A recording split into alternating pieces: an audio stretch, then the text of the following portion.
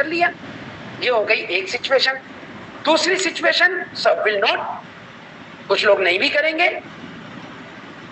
تیسری situation so what, ٹھیک ہے اگر جوائن نہیں کیا تو کیا ہوا. چوتھی چیز سم ون, بہت سارے لوگ ہیں جو آپ کا انتظار کر رہے ہیں, ٹھیک ہے. تو یہی 4 سچویشن ہوتی ہیں اور اسی سچویشن کو آپ نے ذہن میں رکھنا ہے کہ کچھ لوگ جوائن کریں گے, کچھ لوگ جوائن نہیں کریں گے. کچھ لوگ جوائن نہیں کر رہے ہیں تو کیا ہوا, بہت سارے اور لوگ انتظار کر رہے ہیں, ٹھیک ہے. بس اس چیز کو ذہن میں رکھیں گے تو کبھی بھی ڈسہارٹ نہیں ہوں گے. اچھا یہاں پر میں ایک چھوٹی سی ٹپ بھی آپ کو دیتا چلوں کہ کبھی کر کے دیکھیے گا کبھی. مثال کے طور پر ایسے تمام لوگ جن کا دعویٰ یہ ہے کہ ان سے لوگ جوائن ہی نہیں ہوتے, ان سے لوگ کنونس ہی نہیں ہوتے, ان سے لوگ موٹیویٹ ہی نہیں ہوتے, ٹھیک ہے. کبھی آزما کر دیکھیے گا کہ آپ اپنی ٹیم کی بجائے کسی اور ٹیم کے بندے یا بندی کو آپ ذرا کنونس کرنے کی کوشش کیجیے گا, ذرا اورiflame کے بارے میں بتانے کی کوشش کیجیے گا, انہیں موٹیویٹ کرنے کی کوشش کیجیے گا.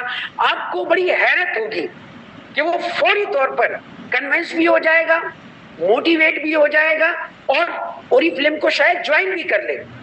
اب اس کی وجہ کیا ہے, لاجک کیا ہے اس کی لاجک دیکھیں, سمپل سی ہے.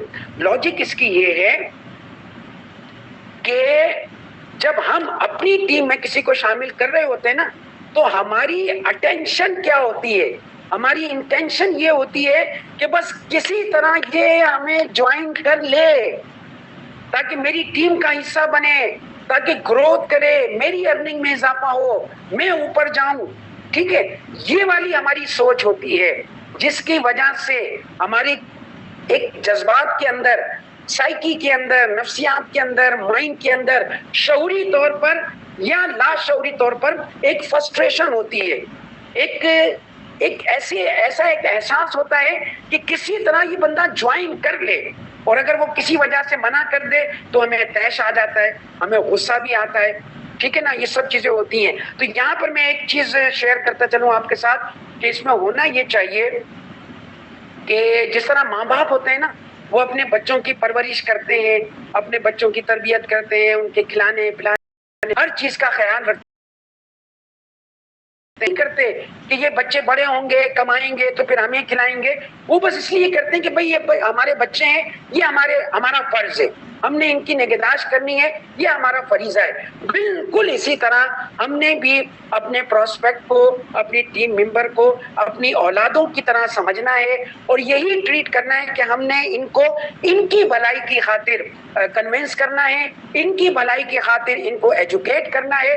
اب وہ ہمارے لیے فائدہ مند ثابت ہو نہ ہو وہ ان کا مسئلہ ہے, لیکن ہم نے اپنا فریضہ اسی طرح انجام دینا ہے کہ ہم نے اپنی ٹیم کو اپنی ایک فیملی سمجھنا ہے, اپنی اولاد سمجھنا ہے.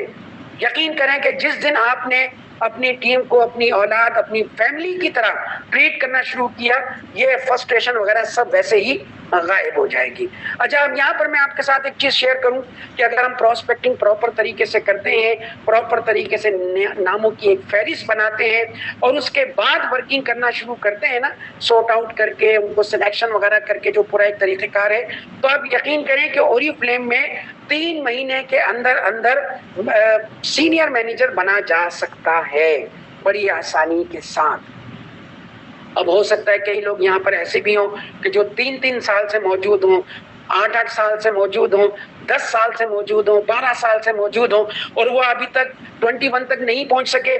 ہو سکتا ہم یہاں پر اتنے سالوں میں نہیں بن سکے سینئر مینیجر, اور یہ جیلانی صاحب کہہ رہے ہیں کہ 3 مہینے میں بھی بن سکتے ہیں. اس کی 2 ہی وجوہات ہیں, 2 ہی وجہ ہیں جن سے ایسا پاسبل ہے. ایک وجہ تو وہی جو میں نے آپ کو بتایا کہ آپ پہلے تو گول سیٹنگ اپنی کر لیں.